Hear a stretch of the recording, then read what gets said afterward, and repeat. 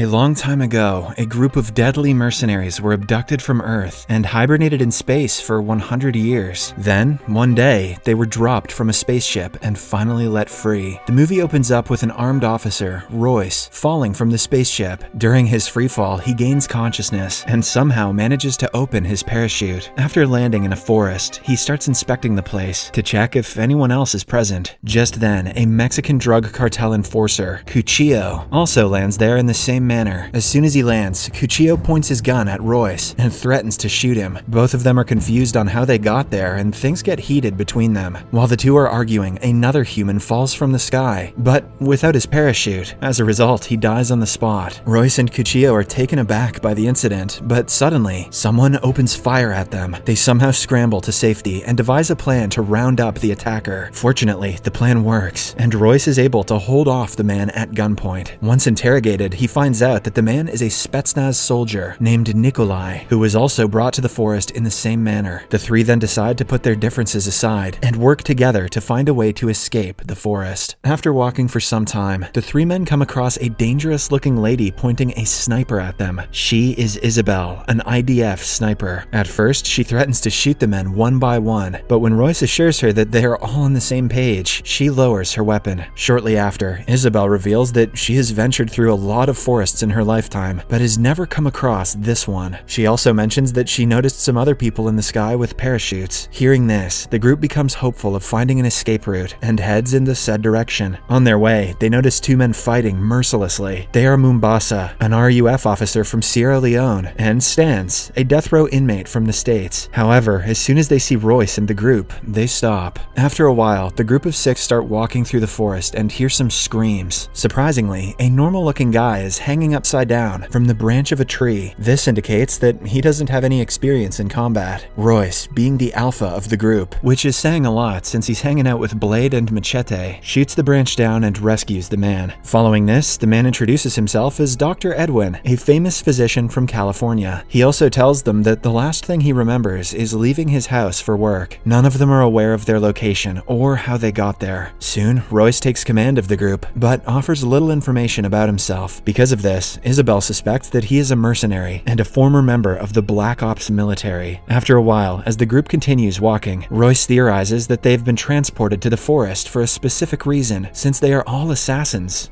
except for Edwin. In the next scene, the group discovers empty cages and a plant that contains neurotoxin. Nikolai is fascinated by the plant, but as he is about to touch it, Dr. Edwin stops him and explains about how the plant can paralyze someone within seconds. He then removes a part of the plant with a tiny scalpel for further study. Together, they continue their journey and add another person to their group, a Yakuza member, Hanzo, who prefers to remain silent. Later that day, Isabel calls Royce and shows him that the magnetic compass is not working here. In turn, Royce also reveals that since the moment they arrived, the sun hasn't changed its position in the sky. This indicates that the forest is unlike any ordinary one. After a while, as the group continues searching through the forest, Mombasa accidentally steps on a trap. To their bad luck, it is not just one trap, but a series of deadly traps. Numerous logs, sharp objects, and even spikes are launched to the ground in a matter of seconds. As everyone scrambles to safety, Isabel slips and nearly falls into a pit containing pointed sticks. Luckily, Royce comes to her rescue and pulls her out. Once the danger is averted, the group gathers around and discusses their next strategy. Calculating the size and weight of the traps, Royce concludes that it was not for humans, but for something much bigger and more dangerous. Nearby, they also find the rotting corpse of a U.S. Special Forces officer. When Nikolai goes through his pocket, he finds a document which states that the soldier was supposed to be deployed in Afghanistan. Then, Royce examines the corpse and presumes that the giant creature for which the traps were set might have killed the soldier. During their discussion, someone or something can be seen keeping an eye on them through thermal vision. Shortly after, the group continues moving forward and finally reaches the end of the hill. To their horror, they realize they are not on Earth because the sky there seems different. Now, everything that was thought to be strange starts making sense. Looking at the alien sky, Royce tells everyone that they need to come up with a solid plan to return home. However, just as the group enters the forest again, they are attacked by a pack of alien dogs. These dogs are extremely large in size and move with tremendous speed. Everyone takes out their guns and starts shooting at the dogs. Together, they manage to kill most of them, but one survives and starts marching towards Isabel. She tries to shoot it with her sniper, but unfortunately, it jams times. She then reaches for her revolver instead and fires at the dog multiple times, but to no avail. Now, with death imminent, Isabel decides to commit the unthinkable. But suddenly, a bell rings and the alien dog returns back. Soon, the whole group gathers at a place, and Royce tells everyone that they are being hunted. He also asks the group members to reload their weapons because the attacks are unpredictable, and because not reloading is stupid. At the same time, Mombasa realizes that Cuchillo is missing. Worried, they start looking for him, and eventually find him wounded and asking for help. For some reason, he doesn't face the group, and keeps on saying, "Help me," in a weird manner. Isabel, being the most sympathetic person in the group, decides to help him, but Royce stops her, claiming that it's a trap. He then throws a stone near Cuchillo to prove his point. Lo and behold, the rock activates a trap, and as a result, the group decides to leave Cuchillo, as he is already doomed. Before leaving, Isabel puts him out of his misery with her sniper rifle, but strangely, even after he's dead, his voice crying for help can be heard. Now, the group led by Royce follows the alien dog's footprints and reaches a hunting camp. There, they notice a strange creature that has been tied up. As the group continues inspecting the place, 4 larger creatures arrive there and brutally gore Mombasa to death. Luckily, the remainder of the gang manages to flee and jump into a river. Here, we are introduced to the predators, the real kings of the jungle. Altogether, there are 4 predators: the classic, the tracker, the falconer, and the berserker. They are large in size and use advanced technology to locate their prey and keep themselves hidden. Meanwhile, the group reaches a shore, and Isabel yells at Royce for using Mombasa as bait, just to catch a glimpse of the predators. Royce defends himself by saying that he just wanted to see and collect more information about the creatures that they're fighting against. He then asks Isabel to tell everyone what she knows about the aliens. Initially,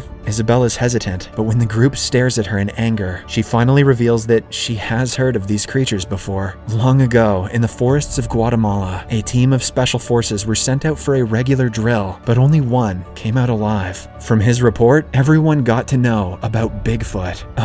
I mean, about a deadly alien creature that could hide itself and shoot lasers from its eyes. After the revelation, Royce riles up the group and asks them to assist him in finishing off the predators. In the next scene, the group carries out their plan and makes Edwin run into the forest as bait. As expected, one of the predators, the classic, catches wind of this and starts following Edwin. It appears as if the classic is the dumbest out of all 4 predators, as it fails to notice the group waiting to shoot from a distance. The plan works, and just as the classic is about to lunge towards Edwin, Isabel takes a clean shot and kills the predator. However, when the group approaches the corpse, they realize that Isabel had actually missed her shot. Suddenly, a human wearing an advanced alien suit appears in front of them and introduces himself as Noland. He reveals that he has been evading the predators and successfully living in the forest for years. Following the introductions, Noland takes the group to his place, which seems to be a dilapidated spaceship of some sort. Inside, he tells everyone that the predators are of 2 types, small and large, scientific. He also mentions that the predators gather warriors and deadly animals from other worlds and bring them to this planet. Their main objective is to hunt and improve their killing abilities, just like video games. That's not why I play video games, Noland. Additionally, Noland claims that the 2 sets of predators have been at war for centuries. Hearing this, Royce comes up with a plan. He wants to liberate the smaller predator from the camp, team up with it, and gain access to its spaceship so that he can return back to Earth. At night, while the entire group is resting, Noland secretly locks the door from outside and starts suffocating them with smoke. It turns out that he is a scavenger, and his only intention was to lure the group and steal their weapons. Inside, the group tries their best to open the door, but it's locked tightly. Now, with time running out, Royce makes a risky decision and fires an explosive at the door. His plan was to attract the predators, and it works. In no time, the predators invade the hideout. The tracker comes across Noland and immediately rips him to pieces. Then it marches towards the remaining group and even breaks the door. But surprisingly, instead of killing them straight away, the tracker lets them flee, as if it's toying with them. During the chase, everyone else but Nikolai manages to escape. The tracker catches him and stabs him brutally. But before dying, Nikolai detonates a bomb and blows both of them to smithereens. Meanwhile, the rest of the group reaches outside and hears the explosion. This gives them some momentary relief, but suddenly, the berserker arrives there. Realizing that their death is imminent, this time, Stans makes the ultimate sacrifice and holds the predator until his friends can run away. Sadly, his heroism turns into despair as the berserker rips out his spine and kills him instantly. With Stan's death, only 4 members in the group are remaining. After they reach reach a field, the Yakuza, Hanzo, who has been quiet for the entire journey, senses something and instructs the rest of the group to leave. Suddenly, the falconer approaches him slowly. Hanzo had taken a samurai sword from Nolan's base, so he decides to use this stereotype for his final dance. Surprisingly, despite having advanced lasers and other weaponry, the falconer respects Hanzo's courage and decides to fight in fair combat. Soon, the battle begins, and both warriors go hammer and tongs at each other. It ultimately ends when Hanzo slices off the falconer. However, seconds later, he also succumbs to his injuries. Elsewhere, as the remaining three are heading towards the camp, Edwin gets injured by a trap. He tries to get up, but fails. Realizing that he has become a liability, Royce suggests Isabel leave him there, but the latter refuses. As a result, Royce leaves the two of them and continues the journey on his own. Sadly, when Isabel is helping the injured Edwin, they get caught in a net trap. Meanwhile, Royce reaches the hunting camp and confronts the small predator that is being held captive there. He talks to the predator in human language and makes a deal which will benefit them both. Royce will release the predator, and in turn, it will help him escape the planet. Surprisingly, the predator obliges, and as soon as it is released, it activates a nearby spaceship for Royce. Suddenly, the large final predator, which also happens to be the most powerful one, the Berserker, arrives there. The two species of predators then start fighting, and as expected, the Berserker kills the smaller one. After the victory, the Berserker also blows up the spaceship that was about to leave for Earth, seemingly killing Royce. Meanwhile, Edwin and Isabel manage to escape the net and reach a bit further. Surprisingly, Edwin takes out the poisonous scalpel from before and makes a cut on Isabel's throat. Then he starts revealing everything. He is not a normal person after all. In fact, he is the worst out of the 8 selected people. Back on Earth, he murdered several people and was deemed a psycho. Edwin further mentions that now he has started liking this world and wants to live here permanently. Even if Eric is stoned, that's a dumbass plan. As Isabel hears all of this, she starts getting paralyzed by the neurotoxin. Just then, Royce shows up and approaches the duo. It turns out that he missed the spaceship. He immediately carries Isabel away, believing that the predator attacked her. Shortly after, as he is tending to her wounds, Edwin attempts to attack him from behind, but Royce counters and stabs the lunatic with his own scalpel. Then he installs some explosives inside a paralyzed Edwin and uses him as bait to lure the remaining predator. As soon as the Berserker attacks Edwin, a huge explosion occurs, but it is still insufficient to eliminate it. Luckily, Royce is prepared for this situation. He knows that the predators locate their prey with thermal vision, so he covers his body with mud and also lights fire everywhere. The plan seems to work at first, and the Berserker gets confused, but soon it tracks Royce's heartbeat and attacks him. In the meantime, Isabel starts regaining consciousness and uses every ounce of her strength to get to her sniper. Just when the Berserker is about to kill Royce, she shoots it in the shoulder. Taking advantage of the opportunity, Royce gets up and uses a makeshift axe to decapitate the Berserker and end the madness once and for all. The movie ends as Isabel and Royce wonder how they can return back to the Earth. Spoilers ahead, they can't. Subscribe for more videos like this, turn on notifications, and leave a like to help the channel out. Thank you for watching.